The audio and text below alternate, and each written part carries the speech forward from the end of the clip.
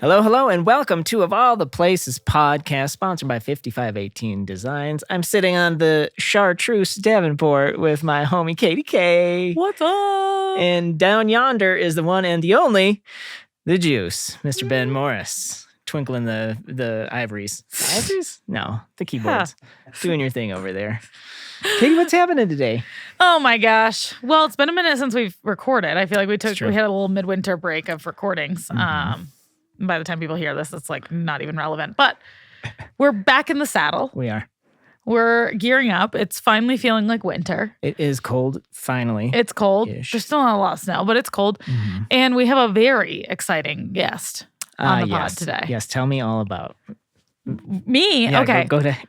I don't put you on the spot. That's I why. mean, here's the best part of my job on this podcast is I really don't know much about these people. And I also don't do any research, which maybe I should. But I kind of like that I don't, because then I get just a full new experience every time. I do love two things about you. A, I mean more That's than it, just two.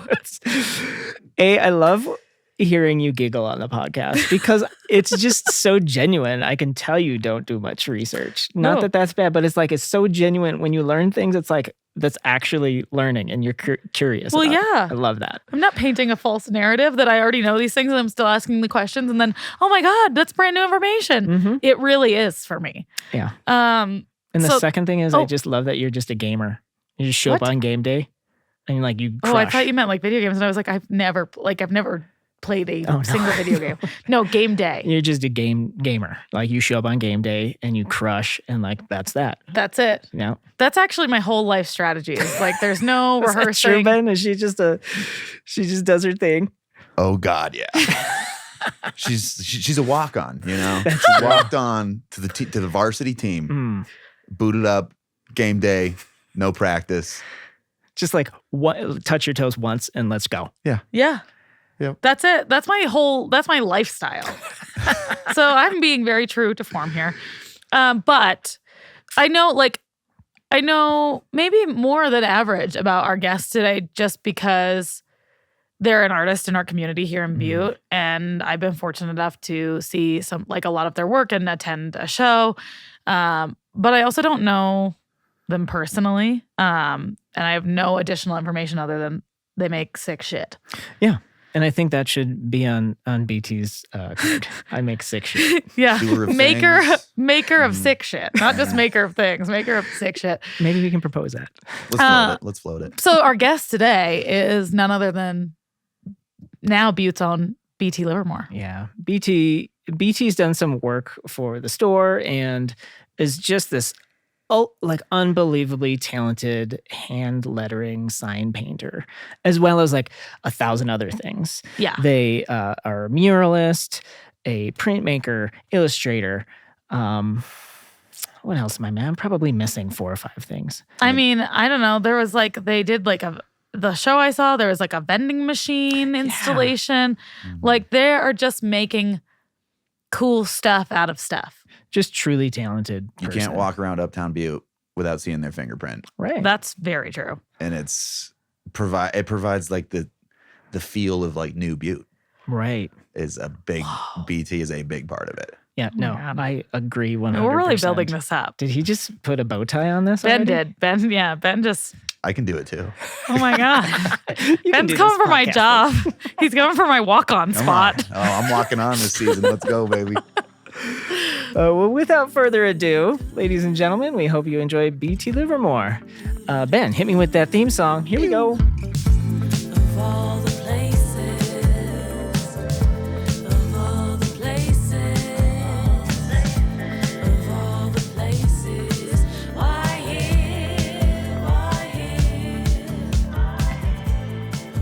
So, BT, welcome. Yeah, thanks for having me. Yeah. It's really good to see all of you. Yeah. It's always good. I love everything that you do. Oh, thank you. Let's just start there. The feeling is mutual. That's a great start. It is. No, from the time you arrived in Butte, about what year was that? 20? Well, I started visiting in 2013 and 2014, but I moved here in 2016. Okay. And you got on my radar quick because you just have more talent in your pinky finger than anyone else I know. And I admire hand lettering so much. It's such a beautiful art form, and it's classic, and it's beautiful, and it's just like nostalgic, and it's got all of those buzzwords that it speaks to my soul. That's so appreciated. Thank you are so incredible at all of that. And so I'm psyched that you're here and you've been around for as long as you have been. I'm happy to be here. I think you might be one of my first official like sign painting gigs in Butte too, for the front of 5518. So okay, wow. Well, now I feel good about myself. See, great. in on the ground floor, John. Way to go. That's what we're here for. Gas each other up. Yes, absolutely. So let's start with that. Your skill set and what you bring to the table. What when did you start realizing that you were an artist or creator? Or I love your website. You say that you're a maker of things. Yes, and that terminology came out of I've sort of had many different phases in my career, and I started adding in to like business cards and websites. Here's like a list of all my services, and it got too long to fit on a business card. So that changed into maker of things and provider of services were my two things that just sort of catch all. But as far as, artistry and, labeling myself that, probably about 5 years old. Oh, really? I've been a lifelong, like since I could pick up a pencil, kid drawing. When I was 5, you learn that you have to have a job someday. Mm-hmm. And I wanted to be a newspaper comic strip artist. Wow. Calvin and Hobbes, Far Side, stuff like that. Yeah. And just kept drawing all the time. And, I had all sorts of, random jobs as a teenager and young adult and things like that. But I never stopped making things. And eventually went to a community college in Minneapolis in the early 2000s, late 90s for web design, right after the dot-com bubble burst. And, great time. made my way in that world, started actually freelancing when I was about 19, doing websites for friends, bands, and things like that. And kind of got into animation and coding side of things and all that, but I never lost that love of making something, by hand. And so by that point, I was printmaking as well, which has been a huge part of my life, and just kind of never stopped. And in 2005, I moved to Portland, Oregon, and got really involved in the art scene there, kept making things. Started working more in the illustration side of things rather than the design side of things. That was kind of a better fit for me. And eventually went to art school out there, got a BFA in illustration. And between my junior and senior year, I took a semester off for some health reasons. And suddenly I went from wanting to do character-based sort of cartoony illustration to wanting to draw nothing but letters. And once I graduated the next year, I went out and picked up a brush and picked up some sign paint, which is a very specific type of paint, enamel paint to use, and just started practicing. And about 2011, started having art shows that were kind of sign inspired, kept studying more letters. Those things led to jobs for friends' businesses, coffee shops, things like that, and eventually bigger businesses. And I just kind of never stopped. And now here we are 15 years later, and I'm still doing it. And I've been able to, travel around, and there are surprisingly a large number of people still hand painting signs out there. A lot of people like to call it a lost art, but there's a bunch of us still out there. Oh, it's so beautiful. Yeah. I mean, typography itself is like probably my weakest link of my graphic design skill set. But I admire it so much. And I think that's what drew me to you in the first place, is that you're doing something in the same sort of realm or industry that I don't think I can do. And you're doing it so elegantly and beautifully. What specifically drew you to letters? I really don't know. It was like a switch just flipped in my brain one day. I remember being at like a cafe in Portland, and suddenly instead of, doodling a character or whatever in my sketchbook, I started drawing the hot sauce label on the table. Cool. I was like, had a really nice looking K on it. And I was like, that's just a beautiful K. Got this kind of like swash coming off of it.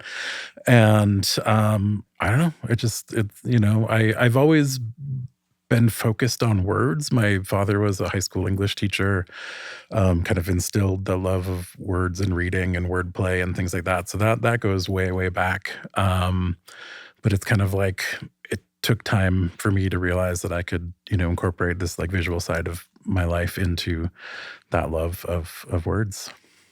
What a neat, organic sort of career that you found for yourself.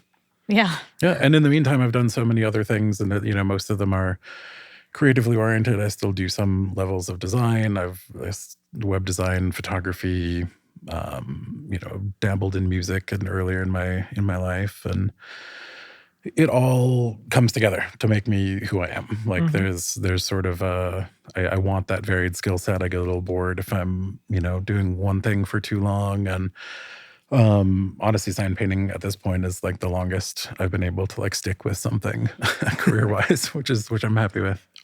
Yeah, I feel like a lot of creatives have that bone in their body where if they're not getting fed, Yeah. that they've got to almost move on to find that. I know I'm the same because I'm a jack of all trades, Yeah. right? And when I get bored, I find something else. We to start do. a podcast. Yeah, that's so true. Yeah, well, here we are. I've also considered doing that at some point in the last few years. Yeah. Yeah, it's done well. So when did you get to Butte? So first visited in summer of 2013. I came out to be a resident artist at the Imagine Butte Resource Center. Okay, cool. And as a sign painter, fell in love with it, ghost signs, and just kind of the history of the town. It all kind of ties into the whole sign painting thing. And I had a show in the foreground gallery at the IBRC.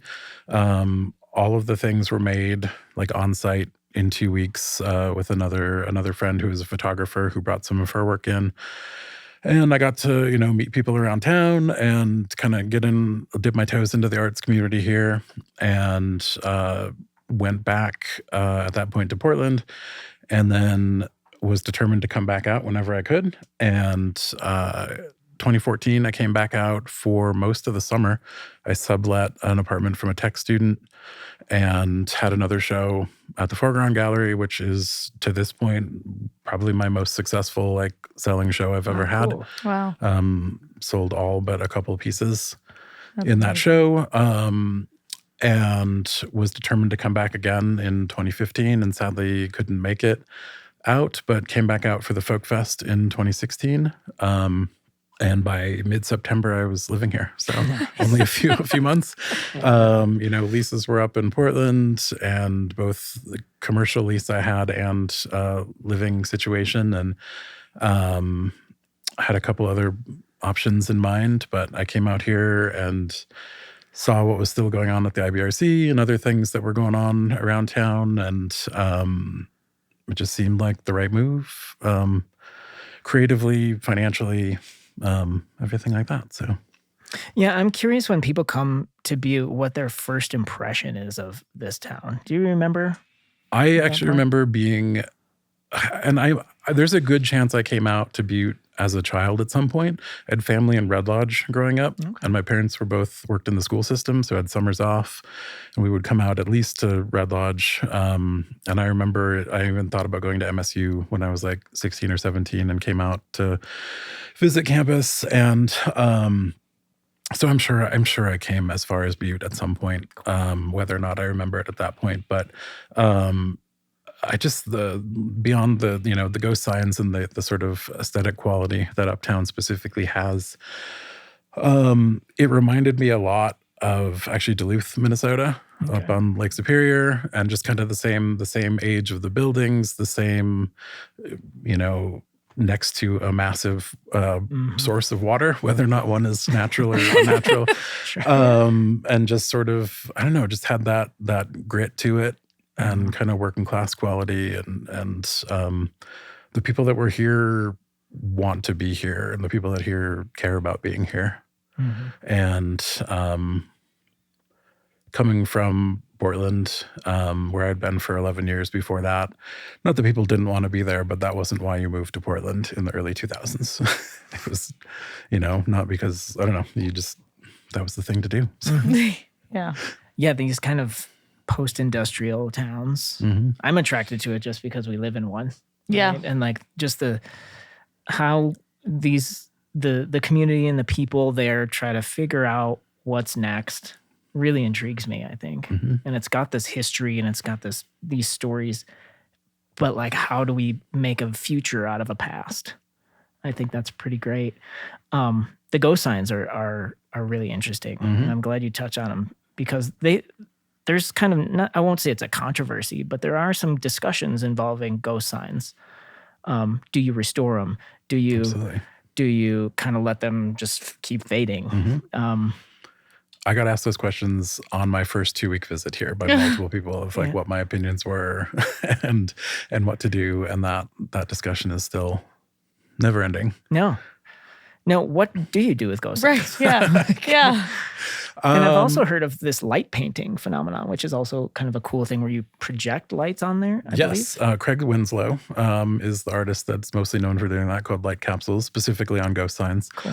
I'm sure there are other artists doing it as well, but he had a chance to come through Butte 2017, 2018 maybe. I love what he does. It's a great non-invasive way to really respect the ghost signs.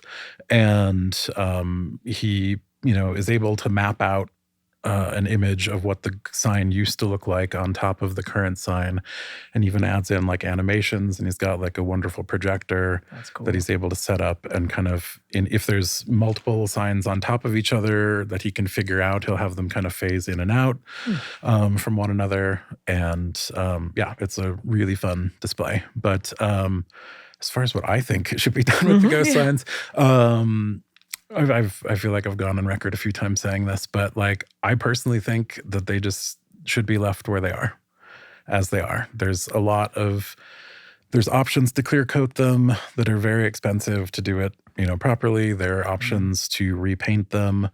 I think that can be done really well in certain situations. And I think there are even signs in Butte that I know some of them have been repainted, but there are some that I wouldn't be as opposed to compared to others as far as repainting.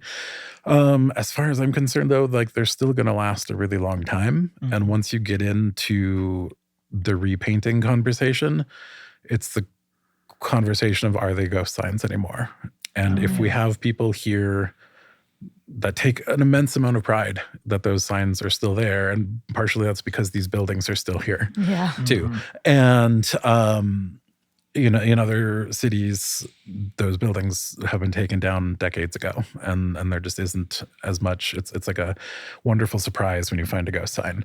And here they're just everywhere. And that was one of the things that really, when I had my first show here in 2013, and got to meet people, that were not part of the arts community, that were just coming in for an art walk off the street, is that they, in what I did, more kind of sign-inspired art, they noticed, that S looks like the S on that sign down the street. Is that what you got your inspiration from?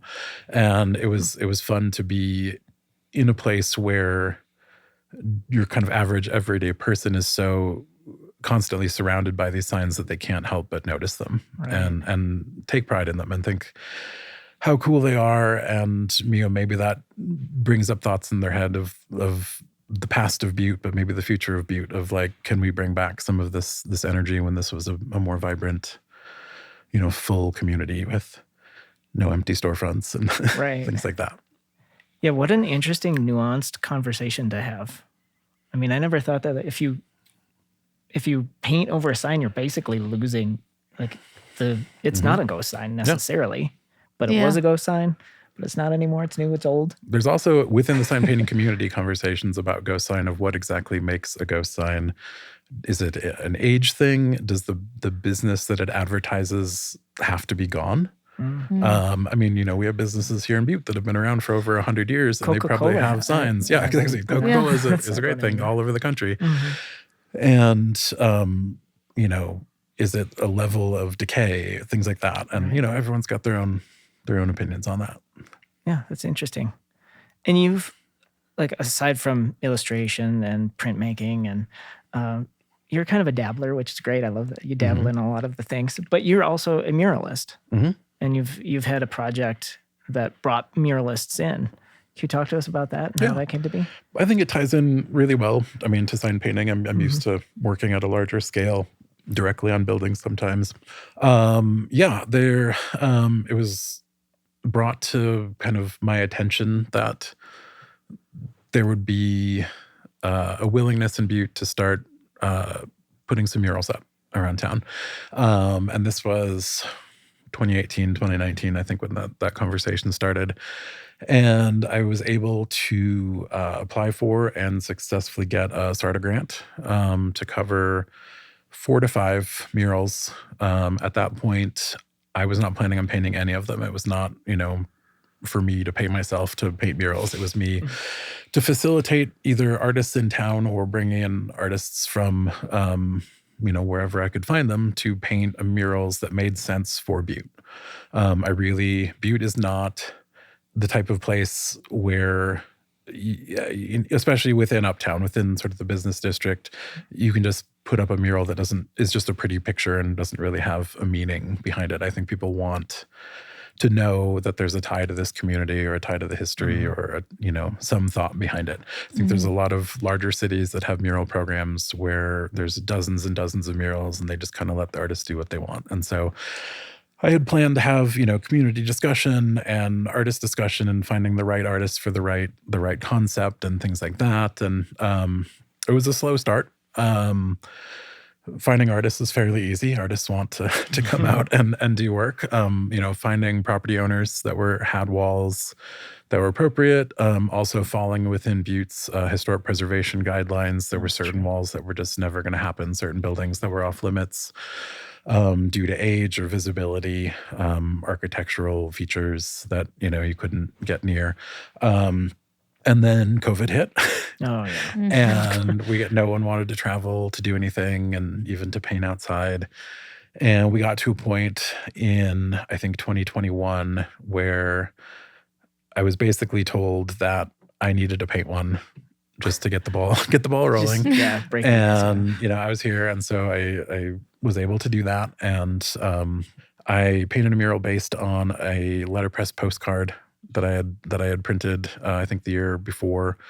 The postcard said, "It's getting better in Butte." Okay. But if you looked at it quickly, you just see it's better in Butte. And then you got close and saw the getting. And so the mural, though, is just it's better in Butte. I tried to make it, old school sign style. There are certain techniques as far as like fitting your letters to the height of the brick. If you're painting a brick wall, because you automatically have, top line and bottom line for your letters, everything's going to run parallel at the same height. And I mapped everything out to that specific wall. And then eventually we were able to bring in 4 more artists, either from around Montana or we have one artist that came from Alaska, but her family lives in Butte. So she had a connection and had come out for the Folk Fest and painted one of our murals in the parking garage. And it was a really successful program, I think, and has kind of led to where we're at right now in 2026, where Butte has a fairly new public art committee that was started last year that is going to kind of help facilitate, not just murals, but any type of public art around town, both in funding and working with the city and working with property owners to find the right locations. And then it also kind of takes it off of the historic preservation department. That was always like a weird sticking point where they were only allowed to comment on the feasibility of the location, not necessarily the content of any of the murals. And I don't think, the content of none of the murals in my mind was, up for debate really, or, anything that would have offended anybody or anything like that. But I think there was always that hesitation of maybe at certain times where they might have wanted to chime in on what the mural was versus where it was. And I think that the Public Art Committee sort of allows a deeper conversation about that and making sure that the right art goes in. Yeah, you've done a really good job of from the time you got your starter grant for a large scale art project installation to now there's a public art committee. That's pretty great. Where you kind of laid the groundwork and probably had conversations with people who weren't quite ready to talk about public art or anything like that. What kind of a progression was that? Did you run into any challenges outside of historical preservation is a big deal and that should be respected, I think. Absolutely, but there had to have been some tricky challenges to navigate, I think, for a first-time conversation like that. Absolutely. And the historic preservation angle, I think, was the biggest hurdle to get through. And it all kind of comes back to the ghost signs of I'm circle. Exactly. Let's go. I'm pitching these murals as new large-scale art, painted on the walls of Butte.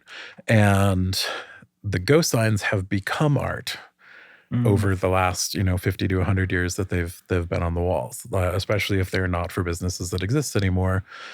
They exist in this realm of visual art, whereas before they're advertising. Like if a business wanted a new thing advertised or a new business moved in, those sign companies were just going to paint right over whatever was there. They're not going to think about maintaining the visual look of Butte. At that point, it was just their job to paint over it. And I think coming in as a sign painter allowed me at least that one foot in the door with the Historic Preservation Department of like, I'm coming in with a respect for these ghost signs. And I kind of went by an unspoken rule that if someone were to come to Butte to document photographically every ghost sign that we have, any of the murals that I was facilitating would not be like, big and in the picture. I wasn't going to paint them on the same walls as ghost signs. There were certainly worries that I was just going to paint over. If I found the right wall for a mural, I would just paint over a ghost sign. And I had to very quickly squash that idea that was not my intention at all. And, in the end, once we got the ball rolling, it really wasn't hard to find the right walls. Karen Burns within the city was great at helping me, especially we put in 2 in the parking garage. Which, they're hidden from view, but if people are using the parking garage, and it's a great place to liven up what is otherwise a gray concrete box. So I love murals. Yeah. I find they're just like a city's tattoos. Yeah. Right? Oh, I like that. Where it's just like you can come around a corner and you're like surprised at this beautiful art, where it's the juxtaposition of like, that shouldn't even really be here, but here we are looking at this incredible thing. Yeah, it's a lot of fun. Yeah, and I love seeing ones that have come up, since the program. Yeah. Rachel Marjama's mural on Broadway is unbelievable. Absolutely unbelievable. Yeah. And hoping to see a few more. I've proposed one maybe for later this year, so we'll see how that goes. Ooh, good luck. Oh, yeah. Yeah, keep us in the loop on that. Yeah, for sure. That's exciting. Of All the Places podcast is supported by the Covalite Theater, Butte's nonprofit DIY event venue and uptown living room. The Covalite is located at 215 West Broadway. Whether you're taking in a stage play or cabaret, joining a workshop, stepping up for open mic, hosting a private party, or grooving to live music, the Covalite is your new favorite hangout. Weekly opportunities to stop by the Covalite are made possible by partnerships with Town Square Media, Ziply Fiber, and Clearwater Credit Union. Hey, Katie, let's tag team these events. Cool? Yeah. Tuesday nights are open mic nights. Every Wednesday, there's a free movie on the big screen at 7 p.m. And then there are several other notable events and concerts coming right up. Stay tuned. Coming in April, the 9th through the 12th, is the Covalite International Film Festival. And right after that, on Friday, May 1st, you can catch Magic Hunk's Girls' Night Out at the Covalite. And then later on in May, check out The Waiting, a really rockin' Tom Petty tribute band. And that's what's going on at the Covalite. If you're here right now listening to this podcast, you love hearing the stories of Butte and how special this place really is. And that, my friends, is the difference that you'll see at Engel and Volker's Real Estate. Trevor Bristol and Heather Choquette and their team really, truly value this community. They just get it because they're born and raised right here in Butte and bring 20 years of real estate experience and a deep understanding of the neighborhoods we talk about on this show.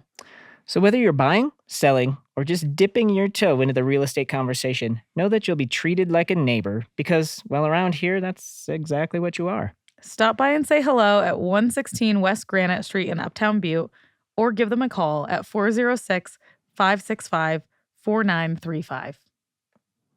All right, folks, let's talk about one of the best spots in Uptown to kick back, grab a cold drink, and catch the Packer game. I'm talking about, if you don't already know it, Metal's Sports Bar and Grill. Oh, 100%. Metals is my go-to when I'm looking for a solid meal, quick and easy, or when I'm checking out the Wednesday ramen night. It is definitely not that good old brick of ramen we all know and love from our dorm days. The old college times. It's money. Yeah, their ramen is phenomenal. Most recently, I had the banh mi sandwich. Chef's kiss. Yeah, it is not your typical chicken fingers and deep fried everything bar menu, although that stuff's good too. That's dynamite too. But the classic Ray's fingers, that's your deep fried goodness right there. Pair that with some waffle fries and dangerous good. Yeah, it's one of my go-tos. Fresh salads, wraps, flatbread pizzas, the poke bowl. Oh, that's Ben's favorite. And the drinks. Well, those are my kryptonite.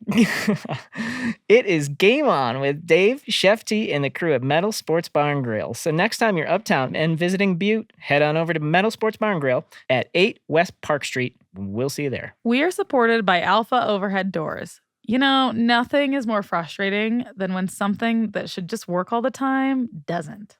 Like your garage door. Ugh, yeah.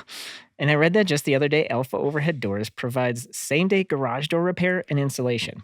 And that's kind of a big deal because, like, it's one of those essential everyday conveniences that we all need and we take it all for granted, like either at work or home. Oh, yeah, absolutely. And Alpha Overhead Doors started in Billings 30 years ago and have expanded to Missoula. And 4 years ago, they landed right here in Butte. And the coolest part is they're run by a Butte native. Very cool. For work that is consistent to community and client-focused core values, contact Alpha Overhead Doors. Visit their locations in Billings, Missoula, and on Montana Street here in Butte, and online at www.alphaoverhead.com. What's it like to be a part of the Butte art community? It's been interesting. I don't mean that in a bad way anyway. It's been great. One of the first things that was said to me when I moved to Butte is that like Butte is not going to hand you anything. And I think that also works as someone who grew up in Minnesota as a Midwesterner. There's that Midwestern cold weather work ethic that I had in me. And I had spent even my time in Portland building up cooperative art spaces and working for arts nonprofits and things like that. And I have a background in teaching. And so like a huge part of what I want to do is sharing my experience, my skills, my equipment with other people. And so Butte really seemed like a place where I could do that. And so I got, very quickly involved. Well, I'd already been involved over at the Imagine Butte Resource Center and kind of managed and co-managed their printmaking studio. We teach workshops occasionally, and we have an open night every Tuesday evening from 5 to 8 where anyone can come in and I need to get over there.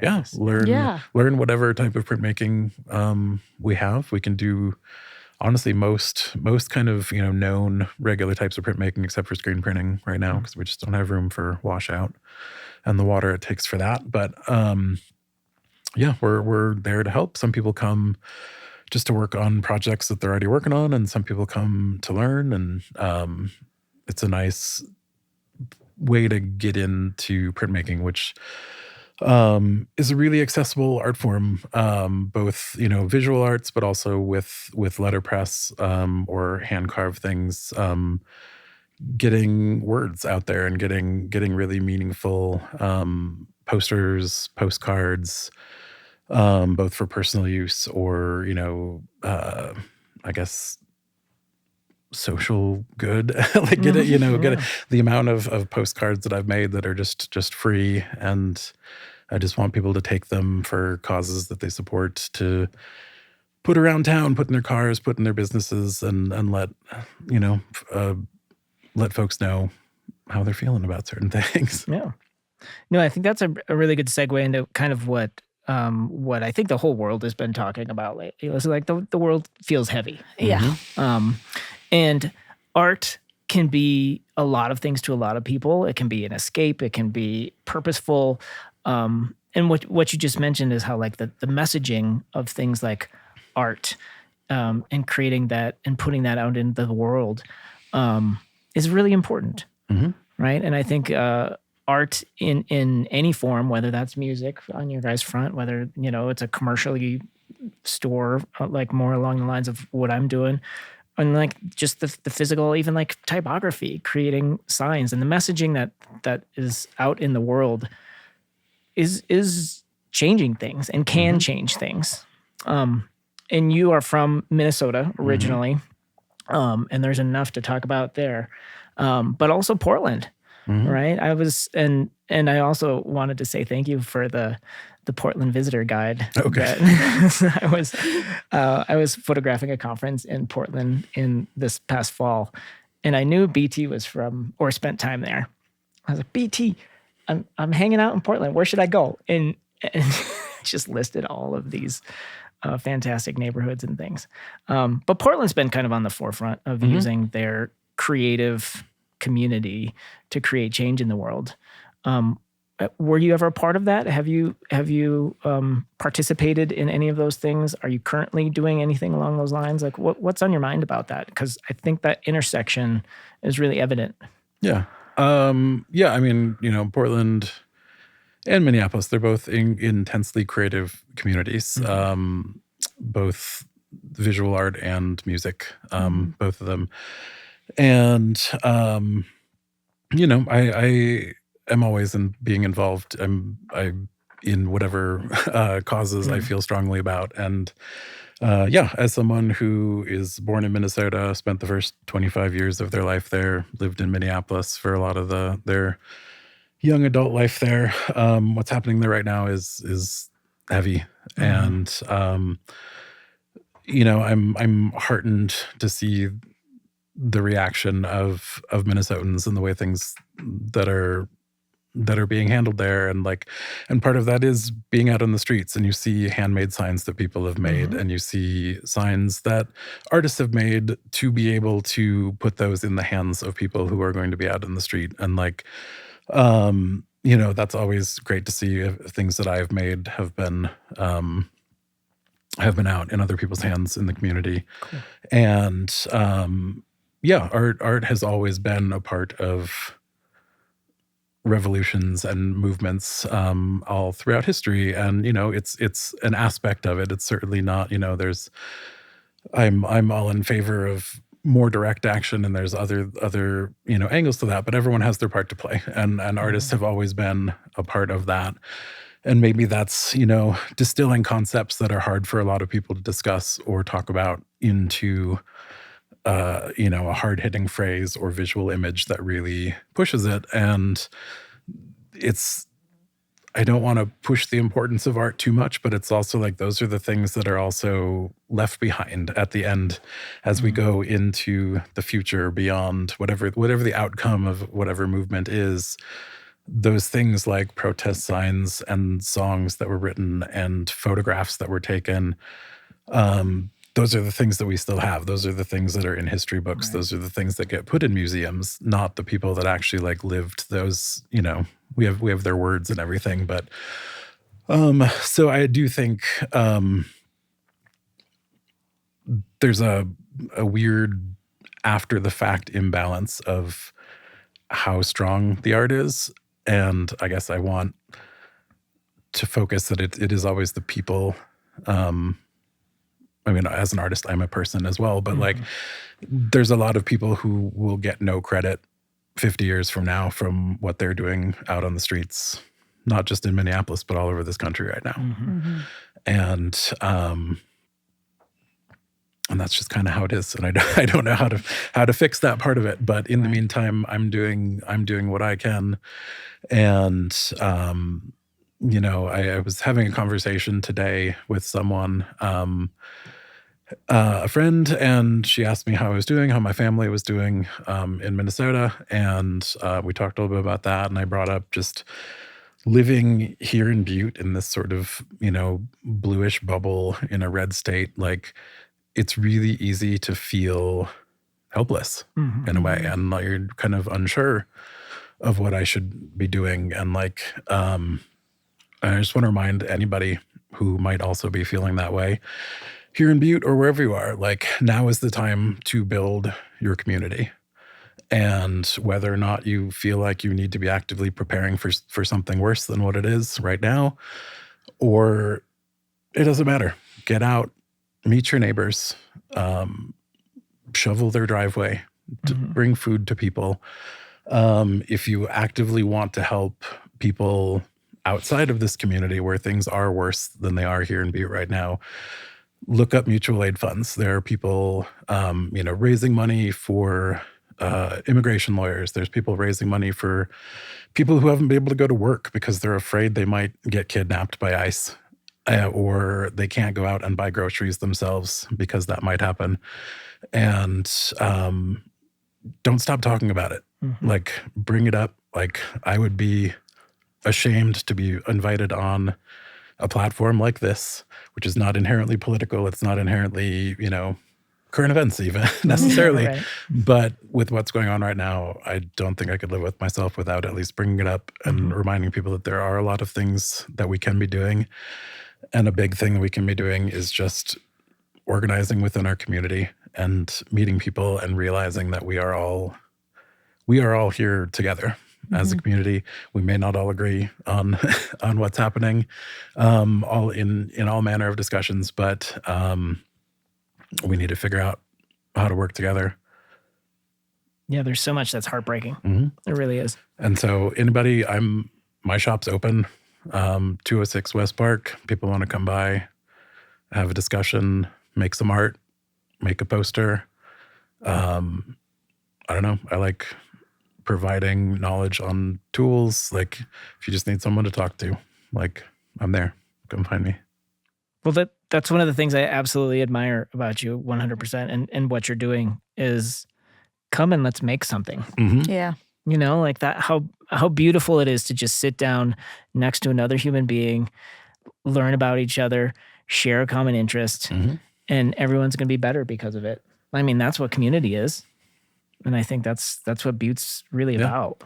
Making stuff together, whether that's art, a piece of furniture, whatever it is. It's the same as like cooking with someone, sharing food with people. I'm also wearing, I know this is only semi-visual, but I'm wearing a shirt that says Hot Dish right now, which is also my shirt in solidarity of my Minnesotan heritage right now. But also, like, Hot Dish and potlucks, they're not meant to be eaten alone. Right. Yeah. They're meant to be eaten with loved ones and friends and family and strangers, and they're meant to be shared. And it's such like an icon of my upbringing and what it means to be in a community and share what you have.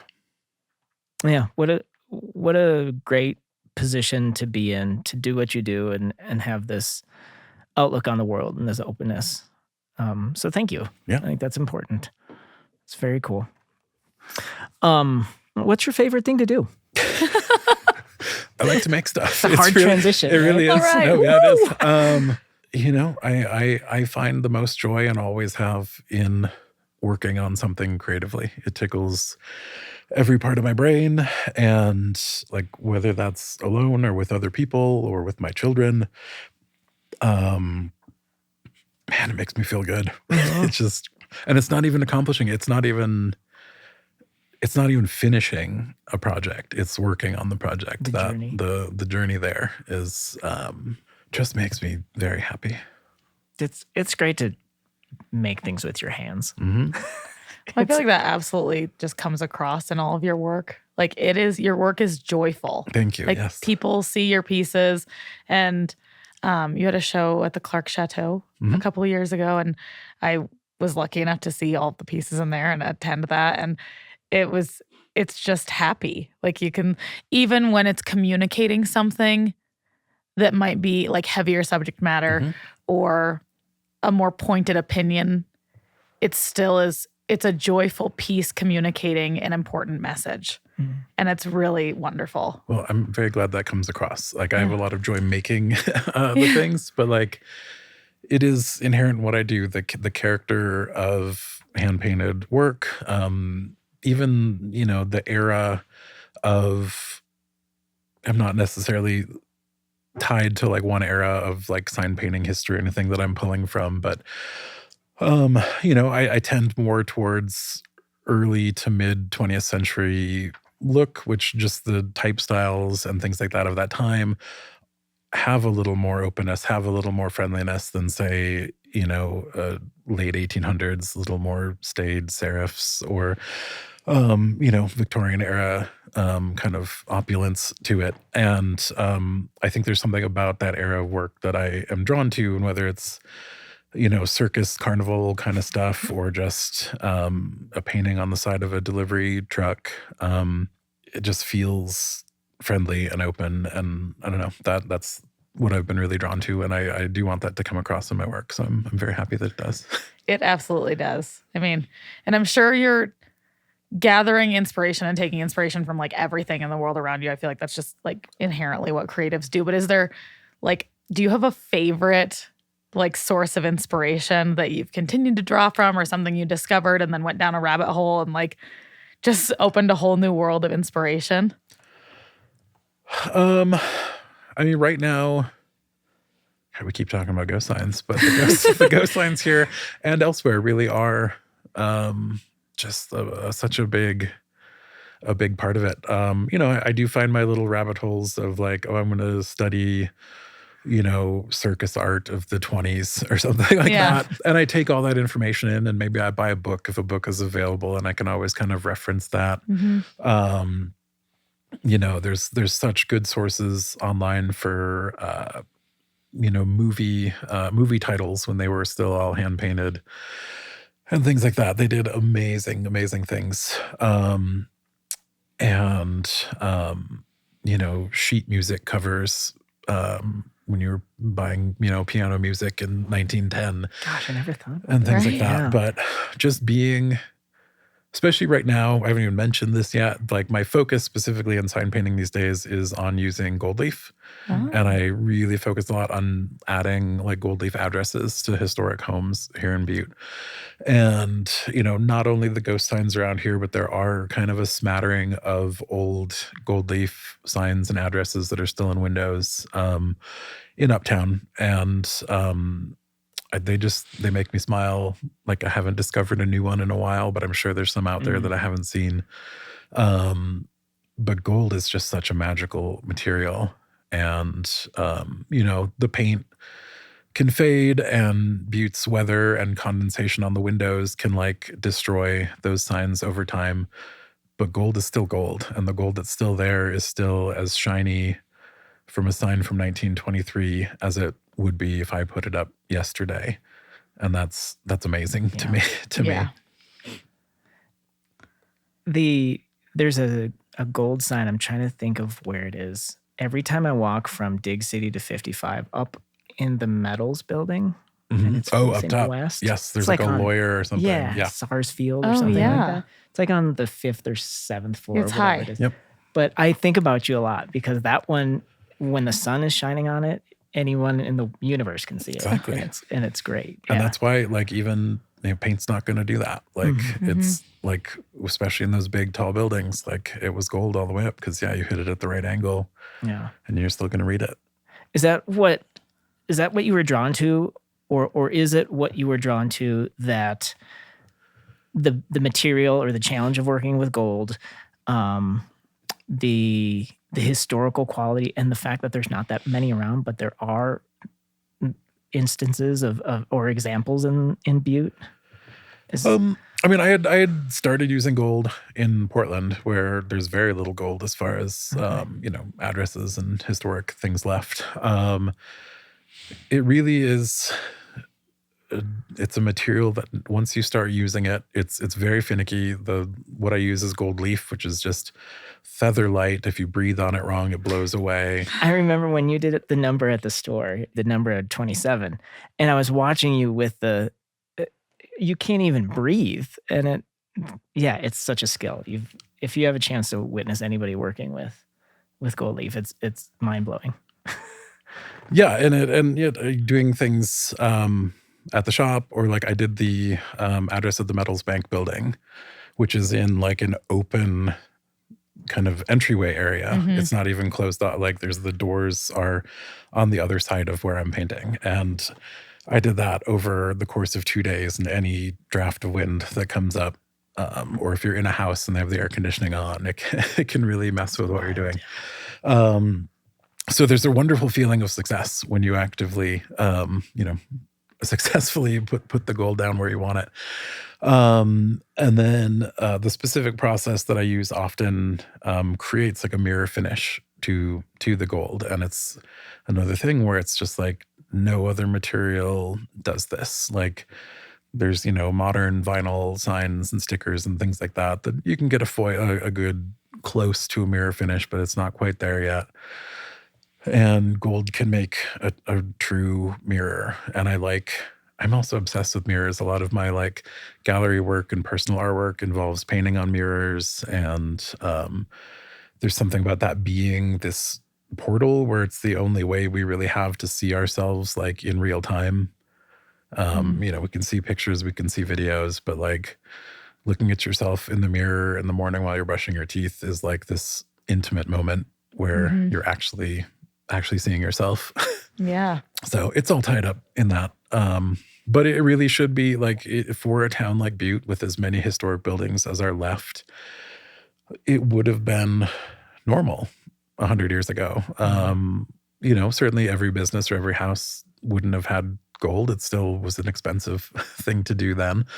But I'm hoping that through what I do, just to bring back some of that normalization of like, yeah, this is like your transom window above your door in your house should have your address in it. It doesn't need to be cheapo metal numbers that are stapled onto the side of your siding.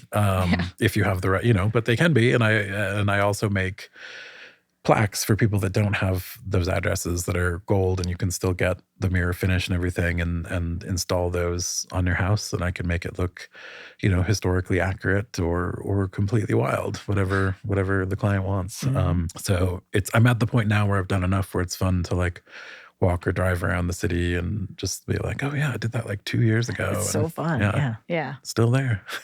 Yeah, I feel like I see your work everywhere, which is very fun. It just brightens everything out. Oh, thanks. Yeah. One of our guests, we talked about like brick by brick, changing things brick by brick, little by little, and then all together that makes a difference. And something just as unique and as individual as house numbers, like one by one. Yeah. Right. Yeah. And that creates bigger change. Yeah. And everyone's unique. It can, I will always show at least a few examples to every person that wants something in their house. I want something that is theirs. I don't have a defined set of numbers that I am demanding that anyone use. It's going to be what works for each project. And it really makes a unique thing for, people have spent so much time and energy and money renovating historic buildings here in town. And it's like that little finishing touch that everyone in the city gets to see. They may not see, your basement that you spent a lot of time, renovating, or all the wood trim that you strip down to the bare wood again to put back in your historic home, but they're going to see your address. Yeah.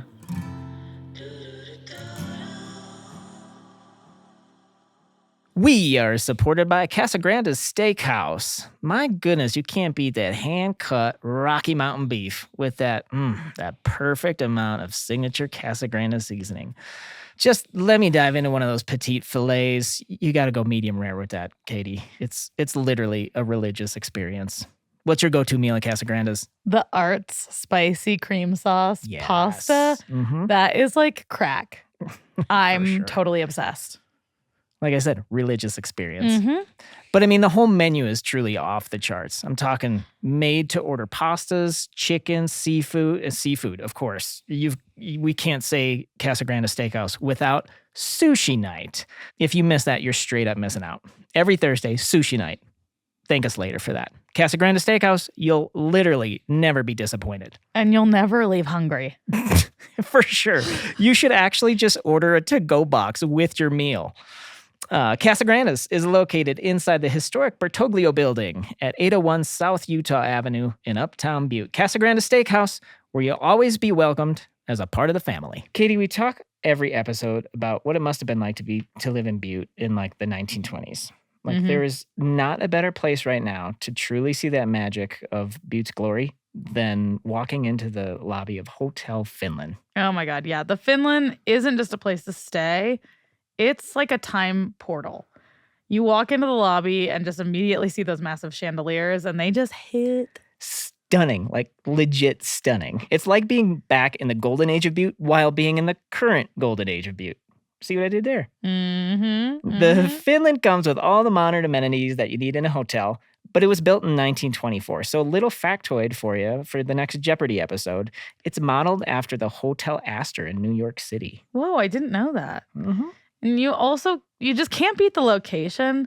It's right in the heart of Uptown, so you are in all the action. Festivals, music, shows, food, drinks. It's right there for you. It's a win for everybody.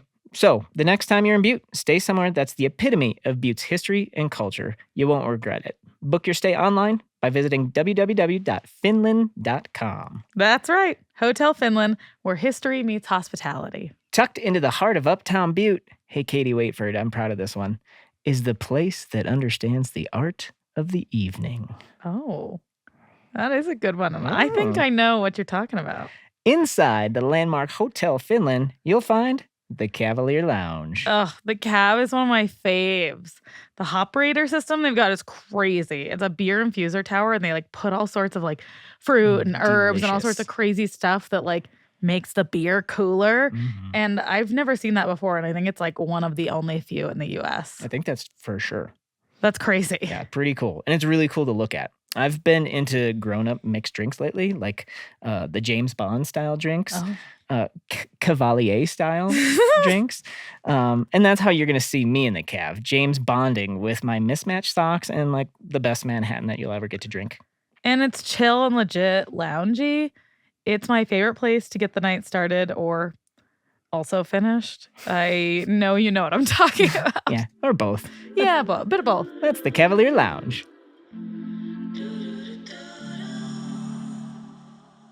So let's zero in on a project, and we you can select any that you want. But I'm curious, when you approach, or how does a project start, and where's your mind when you begin a project? If it's honoring a message or a historical era, or like how do you create? Is kind of where I'm curious about. If it's a project for a client, obviously I'm going to be talking to them first. I guess one of my recent projects that involves multiple pieces that would be fun to talk about is the work that I've done for the Cleveland Market here in town, fairly new. And it came originally just to do their address. One of the entry doors has a big transom window, and I was contacted to do a gold address in there.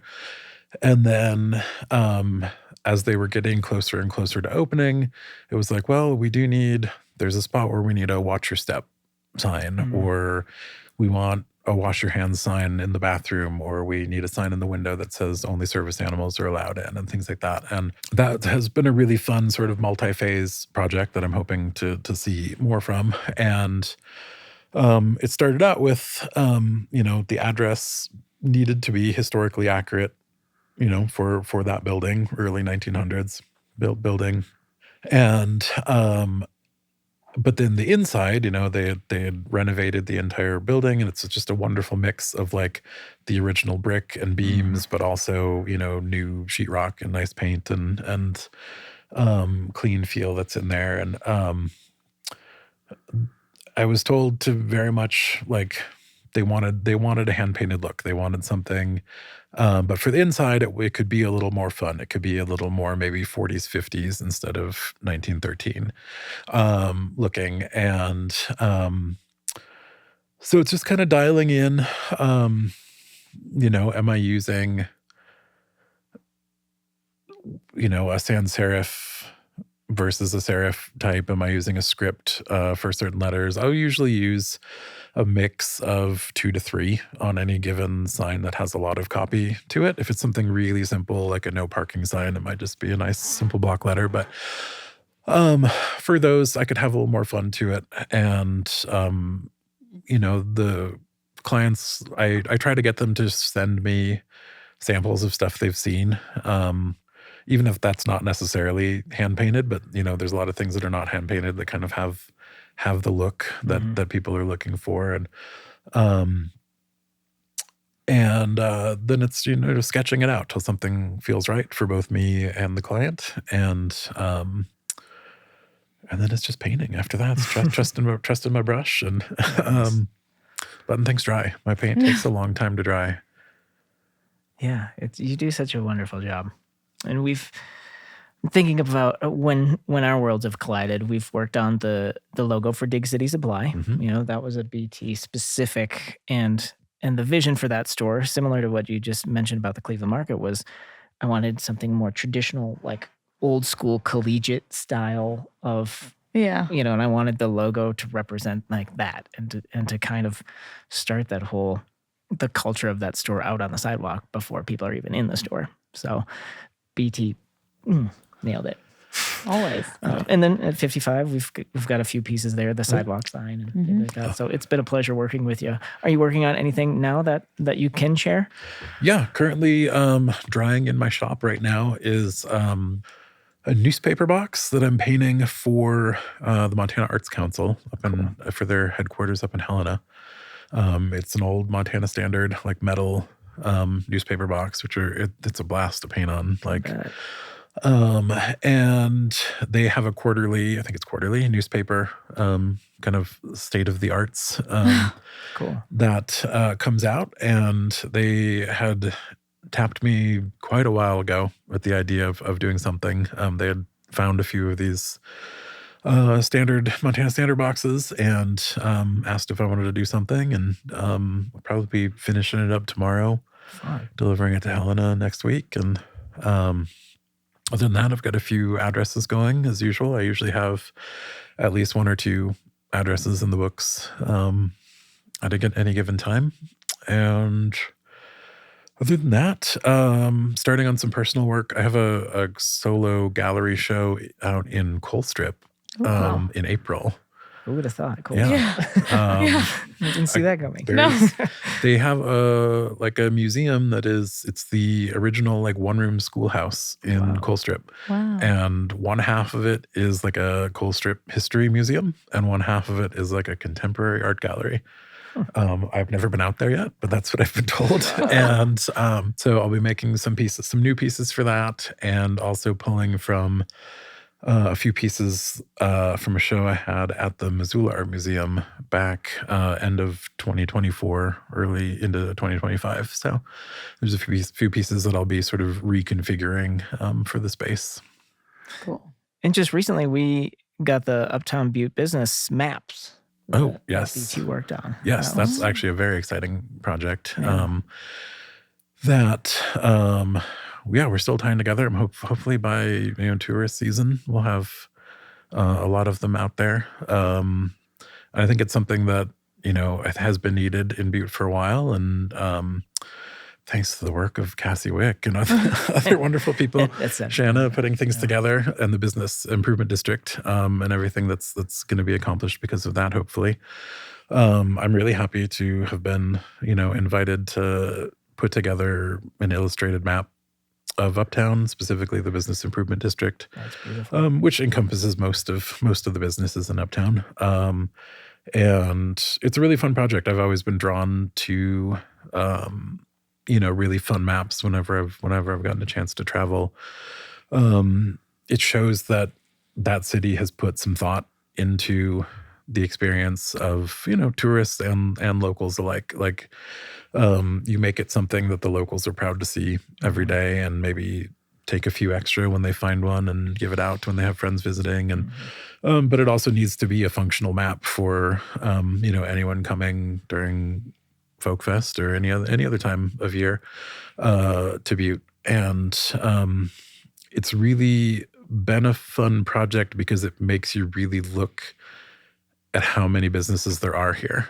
And I know there's ones that in the process of putting it together, we were like, oh, we didn't even get those people on the list yet. So luckily we just put out a draft and we're ready to, add them to the list and put out the final thing. And I have a few more illustration bits to do and moving some other things around in the map. But that is a very exciting project for It is fun. beginning of this year. And it's another one of those cultural pieces, right? So yeah, hearing about all the projects you've got going on, I'm curious in because we compare how we do music to other artists and just how it works. How much does geography factor into the work you do, kind of where you work? Do you feel like you do the most work by far in Butte, or, is Helena hitting you up, Missoula, Colstrip?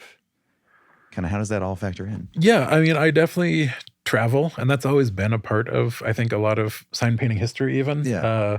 Certainly through times like the Depression, there was known of like the itinerant sign painter that would run through town, paint as many signs as they can, get Sign paid, painting and tour. get out. Yeah. And there's sign painters today that are still kind of known for doing that. Cool. My business as a sign painter is interesting because the bulk of what I do in Butte is the addresses. Okay. And I would really, for anyone listening, I would love to be doing more work in Butte, commercial businesses, windows specifically, and more addresses, of course. The bulk of my commercial work is Missoula and Bozeman. Okay.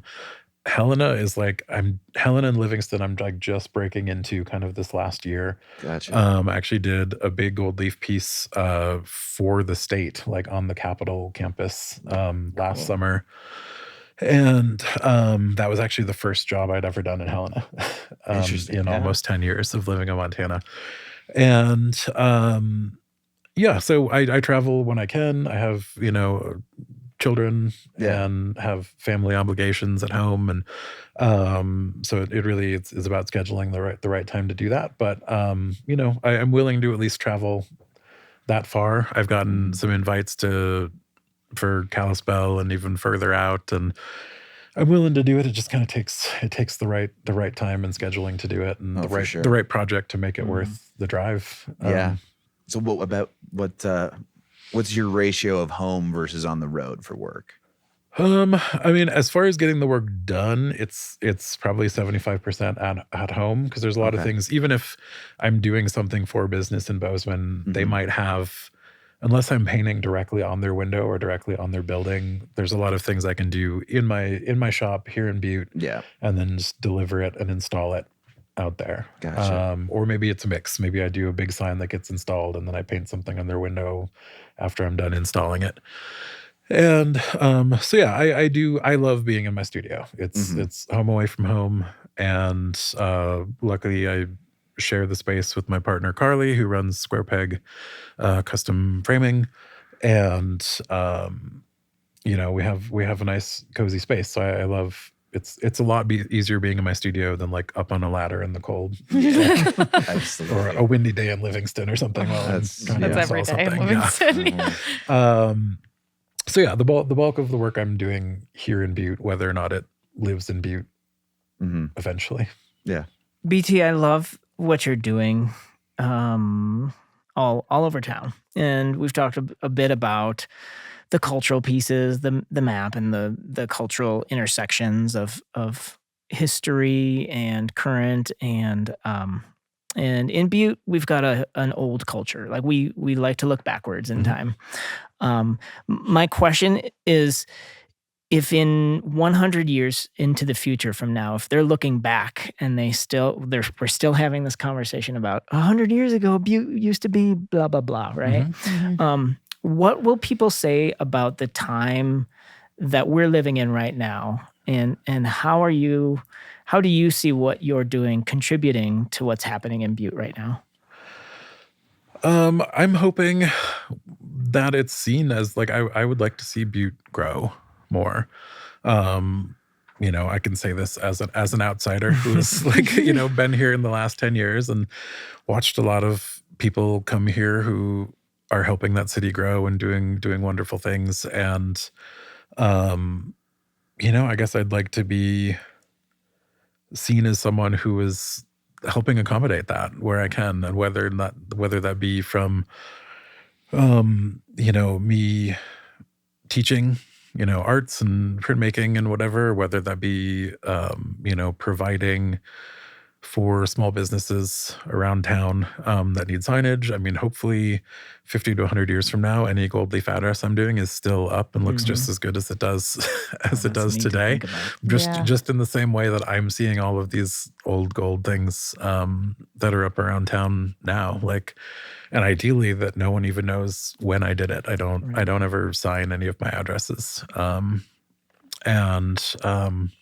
But yeah, I'd like to be seen as someone who, was active in getting this community through whatever it needs to get through right now. Mm-hmm. And furthermore, the brick by brick, sign by sign, block by block, house by house, the little things that we all do all add up, not just in Butte, but in the world, right? And we talked a little bit about how the world needs things like brick by brick. Let's do it one step at a time and go in the right direction of things. And I think you're doing that. So thank you so much. Well, thank you. Yeah. And that is the best way it's overwhelming to think of projects that seem too big for any of us to handle. And even the small ones, it's easier with a little bit of help from someone else. 100%. And I feel fortunate I get to see some of your work. Oh, thanks. Yeah, that's great.